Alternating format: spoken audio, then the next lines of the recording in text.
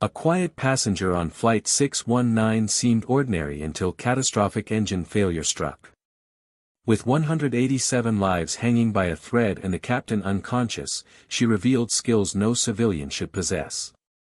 When F-22 fighter jets arrived and spoke her legendary military call sign over the radio, everyone realized who just saved them.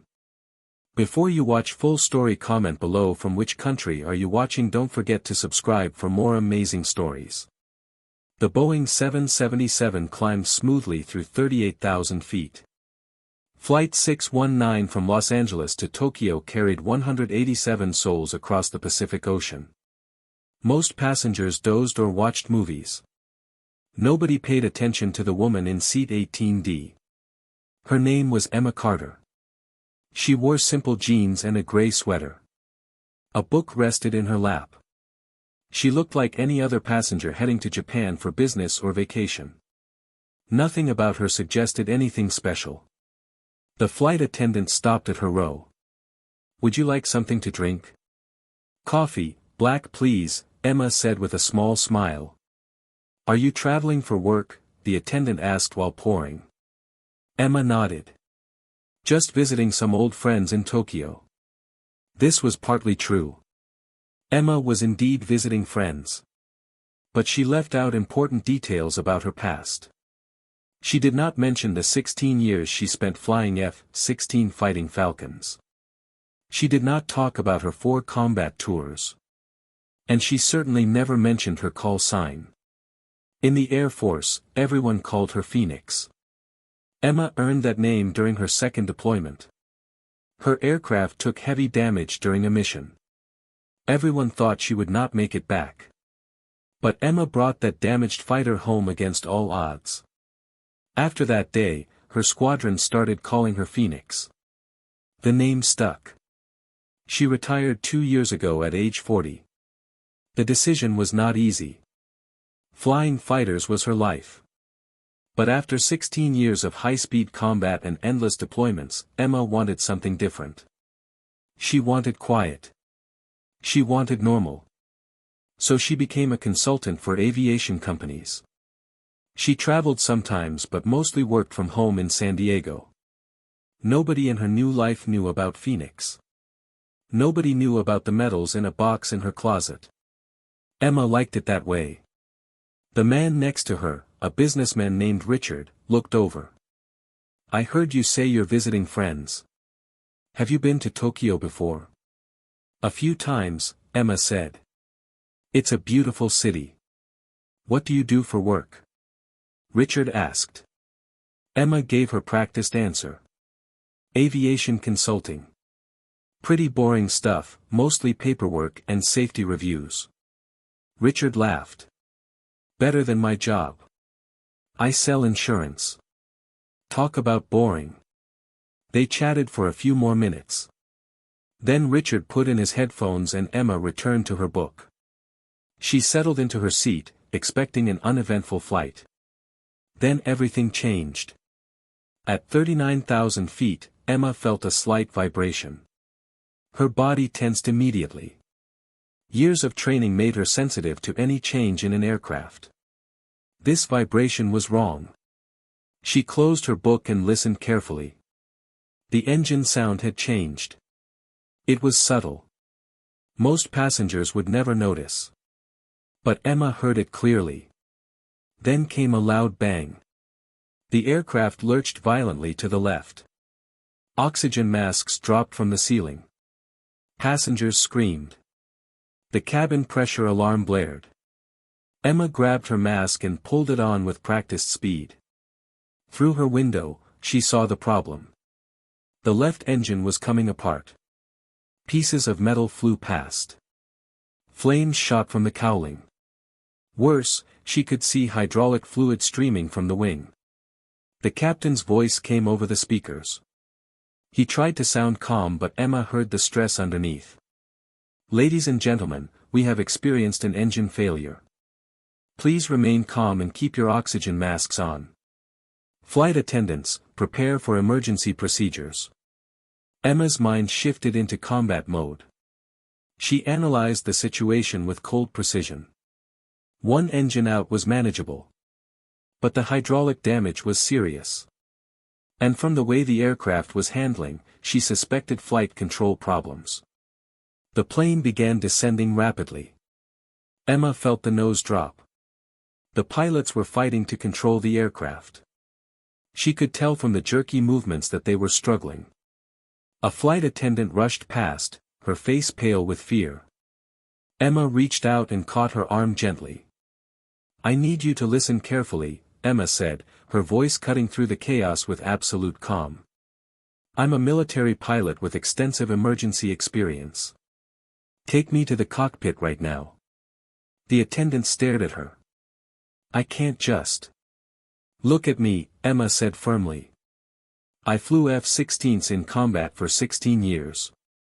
Tell the pilots that Captain Emma Carter, call sign Phoenix, is on board and can help. Do it now." Something in Emma's voice and eyes made the attendant nod. She grabbed the phone and called the cockpit. 30 seconds later, the cockpit door opened. Emma pushed through. The scene inside was chaos. The captain, a man in his 50s, was slumped in his seat, unconscious.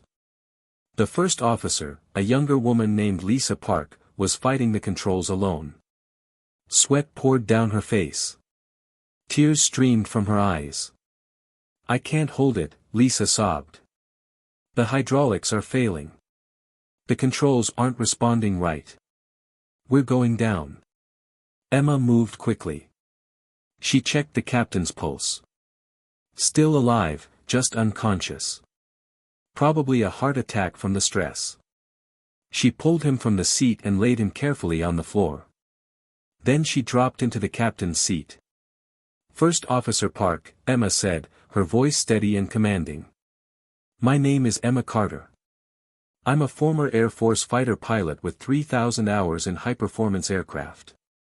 I'm taking command. We're going to get through this together." Lisa looked at her with desperate hope. "The hydraulics are gone. The left engine is out. The flight controls are barely responding. We're losing altitude fast." Emma's hands found the controls. Her feet found the pedals. Her eyes began scanning the instruments with speed born from thousands of hours of practice. The panel was lit up with warning lights. But Emma had seen worse. Much worse. "Here's what's happening," Emma said calmly. "The engine failure took out hydraulic lines. We have significant damage to the left wing. The asymmetric thrust from the good engine is trying to roll us. But we still have some control. We still have options."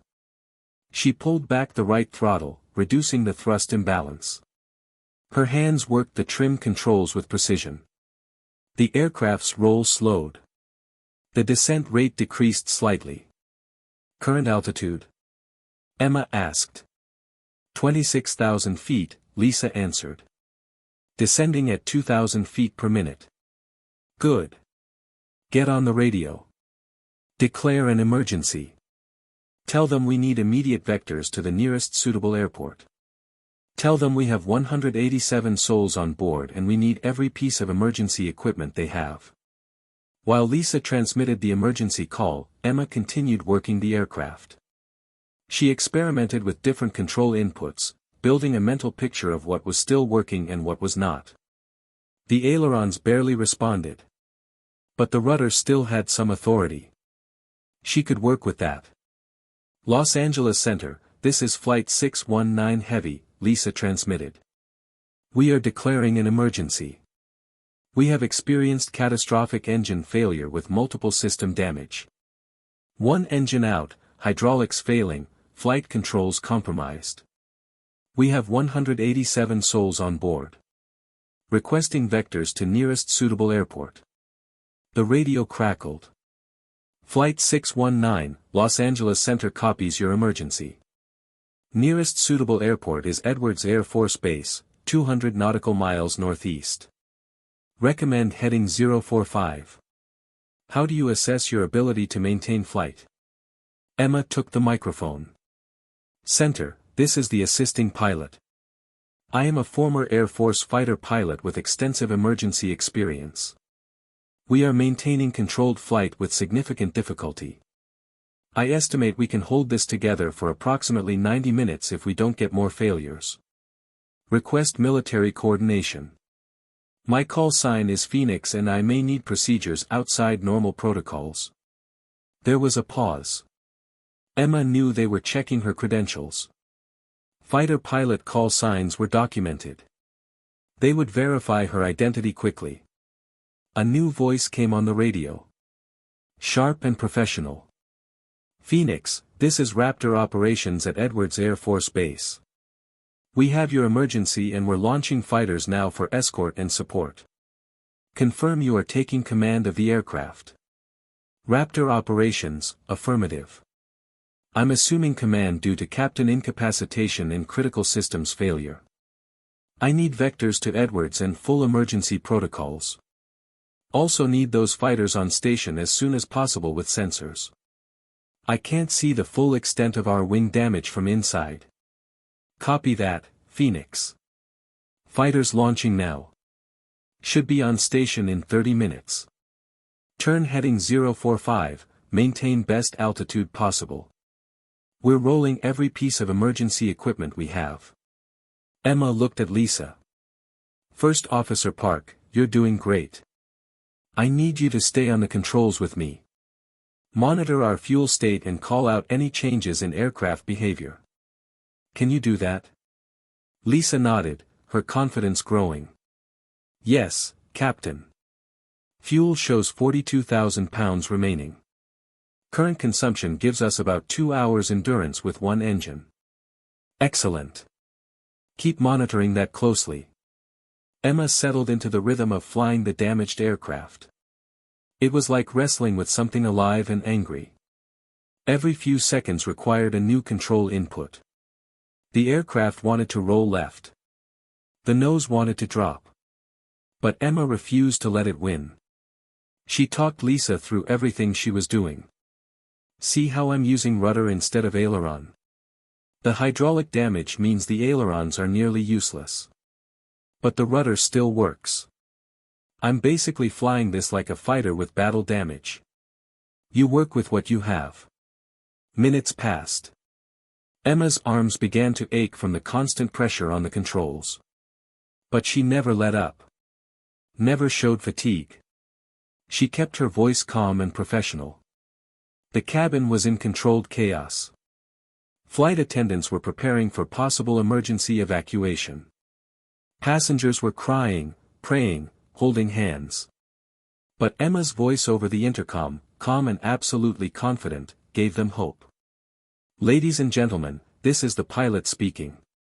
We have experienced engine damage but we are in full control of the aircraft. We are diverting to Edwards Air Force Base where we will make a precautionary landing. I need everyone to remain calm and follow all crew instructions. We are going to get through this together. 30 minutes later, two shapes appeared in the distance. They grew rapidly larger, becoming angular forms that Emma recognized immediately. F-22 Raptors. The most advanced fighter jets in the world.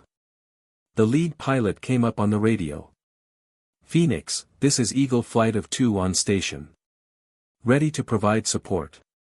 Requesting permission to perform visual inspection of your aircraft. Emma felt a wave of emotion. Relief, gratitude, connection to a world she thought she had left behind. Eagle Flight, Phoenix. Cleared for inspection. Need detailed assessment of left wing damage, particularly the engine pylon and wing root area. One F-22 broke formation and slid underneath the 777. Then it pulled up alongside, close enough that Emma could see the pilot clearly. The fighter stayed there for nearly a minute while the pilot examined the damage. The voice that came back was grim. Phoenix, Eagle 2. Your damage is extensive. The engine pylon is partially separated. You have a 6-foot section of leading edge missing. I can see hydraulic fluid streaming from multiple locations. The wing root shows visible deformation. Honestly, I'm amazed you're maintaining controlled flight. Emma keyed the mic. Eagle 2, assessment on structural integrity for landing loads. Am I going to lose this wing when I touch down? A pause. Phoenix, the engineering team says the wing structure appears compromised but intact. They recommend minimum speed on approach, gentle touchdown, maximum aerodynamic braking. You basically get one chance. A go-around might cause catastrophic structural failure. Emma absorbed this calmly. Eagle Flight, copy all. One chance to get it right. I need you both to stay with me all the way to the field. I'll need real-time position updates since some of my instruments are unreliable. Phoenix, you have us all the way. Whatever you need. The flight to Edwards took an hour. Every minute tested Emma's endurance and skill. Her arms screamed with fatigue. Her legs burned from constant rudder pressure. But she never wavered. She kept Lisa involved in every decision. She had Lisa coordinate with the cabin crew, making sure passengers were prepared for emergency landing. She turned their two-person team into an efficient unit. As they approached Edwards, Emma began the most critical phase. Setting up for the landing approach. Okay, Lisa, Emma said. Here's how this works. I'm hand-flying this approach from 10 miles out. No automation. You're going to call out altitudes, airspeeds, and distances. When I tell you, you'll put the gear down and extend flaps in small increments. We're landing with minimum flaps to reduce stress on that damaged wing. Our touchdown speed will be about 30 knots faster than normal. Questions? No questions, Lisa said firmly. I'm with you. The approach began.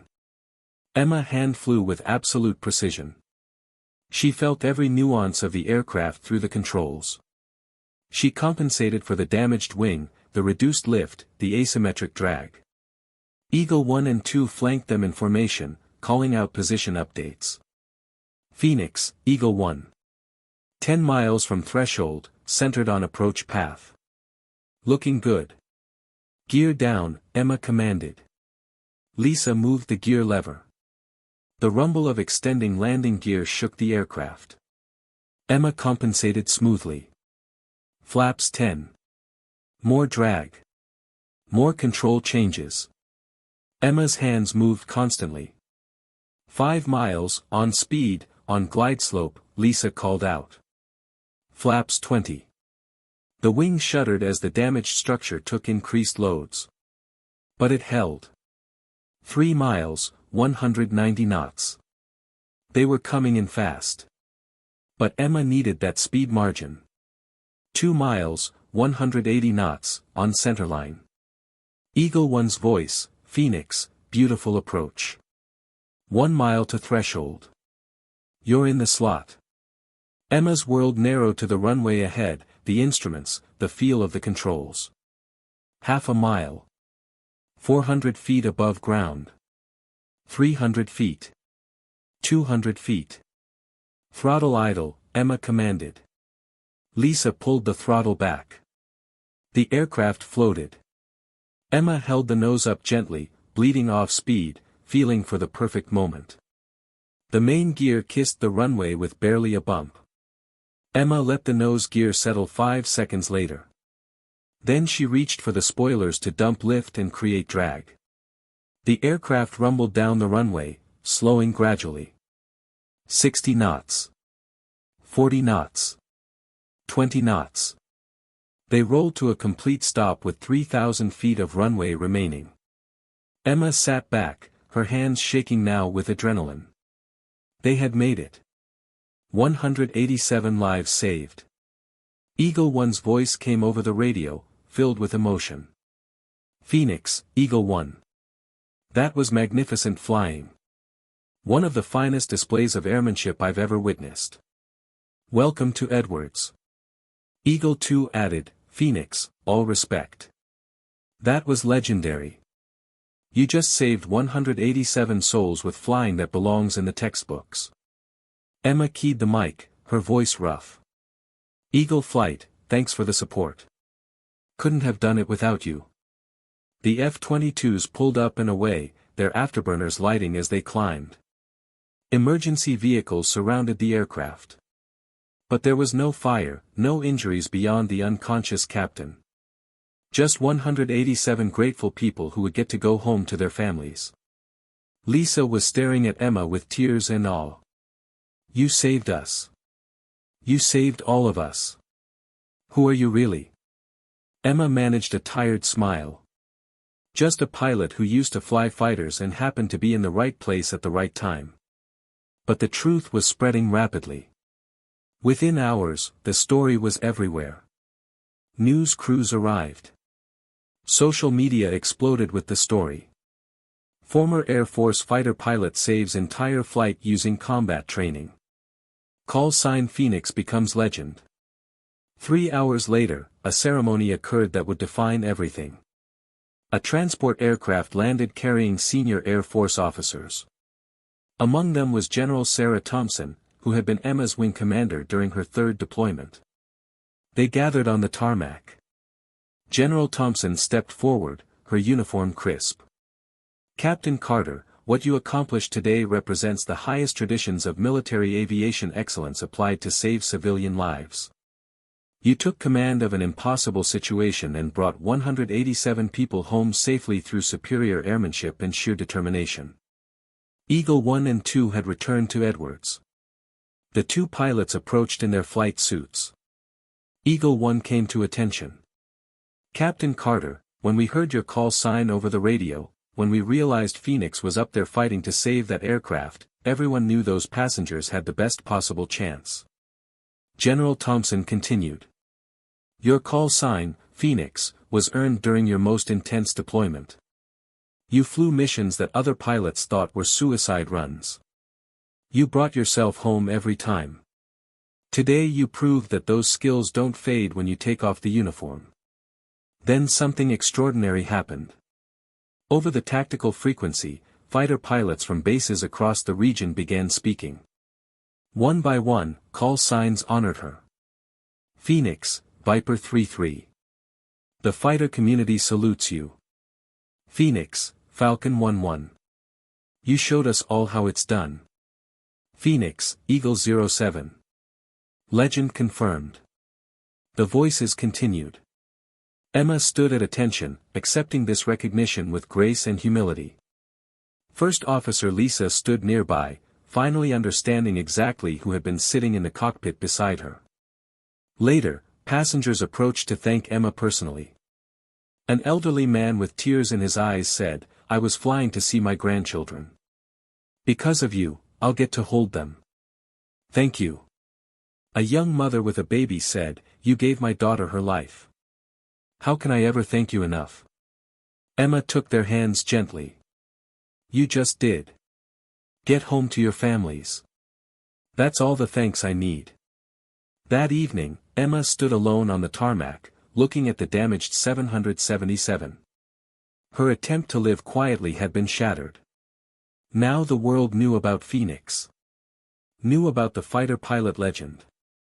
General Thompson approached. "You okay, Emma?" Emma turned with a complicated smile. "I spent 2 years trying to be normal, Sarah. Trying to be just another person. I thought I had left Phoenix behind." Thompson nodded. "But Phoenix was never just a call sign. It's who you are. The person who rises from impossible situations. You can't leave that behind." Emma looked back at the aircraft.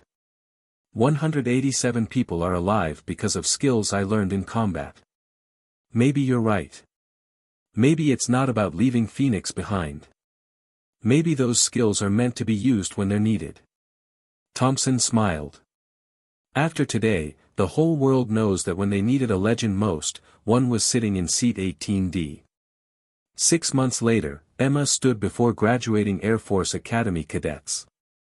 "Excellence isn't something you achieve once and set aside," she told them. "It's a standard you carry every day. The skills we develop don't belong only to the military.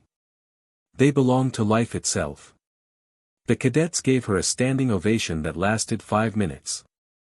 First Officer Lisa, now promoted to captain, stood at the back watching. She had visited Emma several times, building a friendship forged in crisis. As they walked together afterward, Lisa asked, "Do you ever regret leaving the Air Force?" Emma looked at the sky, watching training jets streak overhead. "I used to think I gave something up when I retired. But that day taught me something important. I didn't leave anything behind. Everything I learned is still part of me. Phoenix isn't just my past. It's who I am." She smiled. And sometimes, when the world needs it, Phoenix shows up. Later, Emma received a message from Eagle One. "Phoenix, just wanted you to know. We brief your Edwards landing in our squadron now as the gold standard for emergency airmanship. You're officially in our training curriculum." Emma smiled and realized her legacy wasn't just about the past.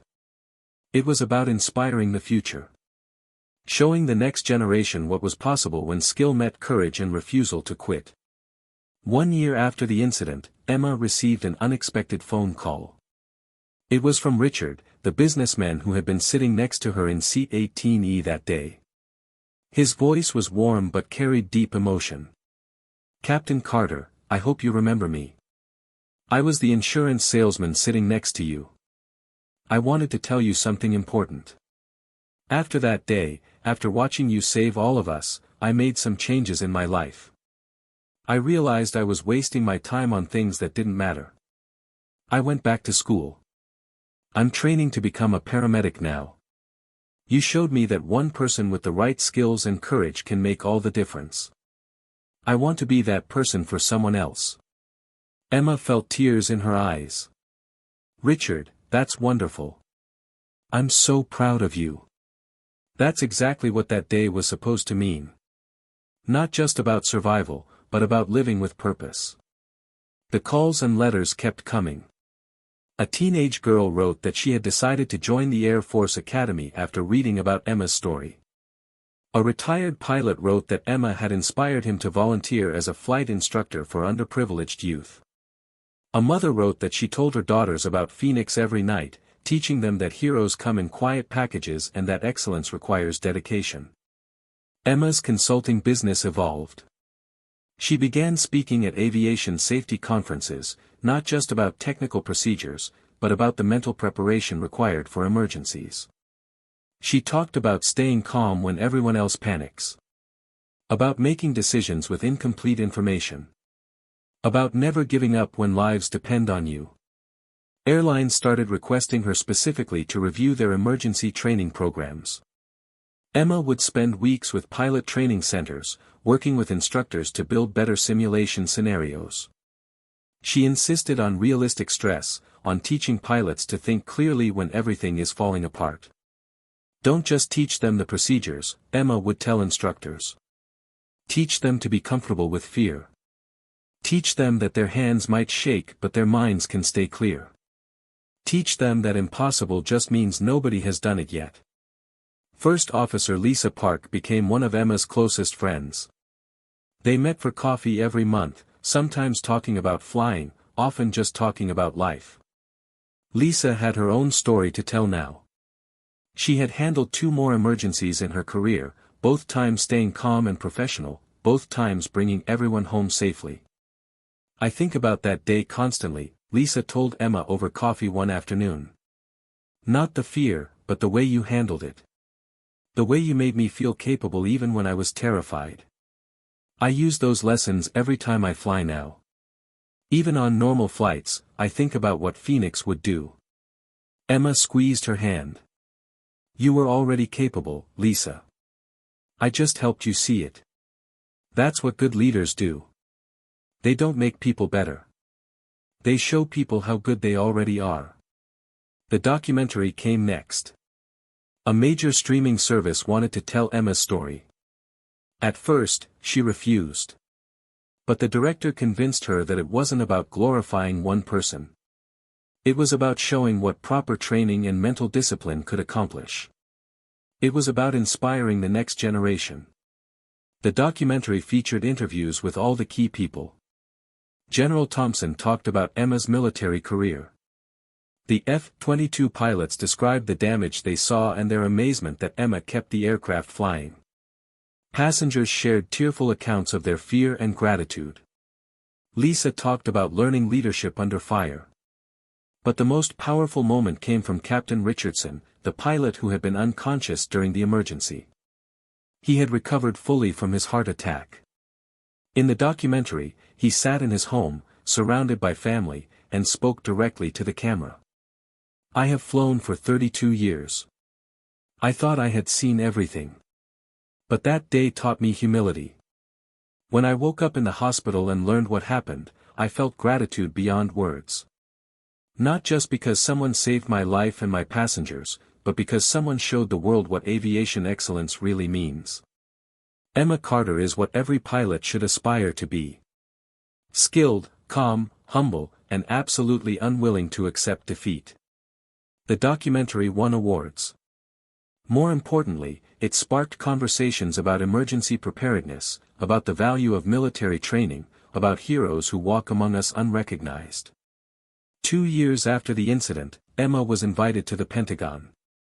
In a private ceremony, the Secretary of Defense presented her with a special civilian commendation for valor. The citation read, "For extraordinary heroism and exceptional airmanship in saving 187 lives through the application of military aviation skills in a civilian emergency. Captain Carter's actions represent the highest ideals of service to others." But the moment that meant most to Emma came afterward. A young female F-22 pilot approached her nervously. She couldn't have been more than 25 years old. Her flight suit was crisp, her bearing confident but respectful. "Captain Carter, ma'am," the young pilot said. "I'm Lieutenant Angela Martinez. My call sign is Ember. I just wanted to tell you that you're the reason I'm standing here. I read about you when I was 17. I decided that day I wanted to be like Phoenix. I wanted to be someone who could save lives through excellence and courage. I made it through the academy. I earned my wings. And I earned my call sign through a mission that almost went bad but didn't because I remembered what you said in an interview. You said that panic is just fear without a plan. So I made a plan. And I brought everyone home." Emma pulled the young pilot into a hug. "Lieutenant Martinez, Ember is a beautiful call sign. You earned it through your own courage and skill. I'm honored that I inspired you, but you did the hard work. You became excellent through your own dedication. Be proud of that." As Emma left the Pentagon that day, she thought about legacy. It wasn't about the medals or the news stories or the documentary. Legacy was Angela Martinez in her F-22, carrying forward the standard of excellence. Legacy was Richard saving lives as a paramedic. Legacy was Lisa Park teaching younger pilots through her example. Legacy was the teenage girl who would join the academy next year because she believed she could be Phoenix too. Emma returned to her quiet life in San Diego, but it was different now. She no longer hid who she was. When people asked what she did before consulting, she told them proudly about her Air Force career. She wore her Phoenix patch on her flight jacket. She accepted invitations to speak to young people about service and excellence. On the 3rd anniversary of the incident, all 187 passengers received a letter from Emma. It was simple and heartfelt. 3 years ago, we shared an experience that none of us will ever forget. I think about that day often, not with pride in what I did, but with gratitude for what we all became. We became a community bound by survival and hope. You trusted me with your lives, and that trust made me better than I thought I could be.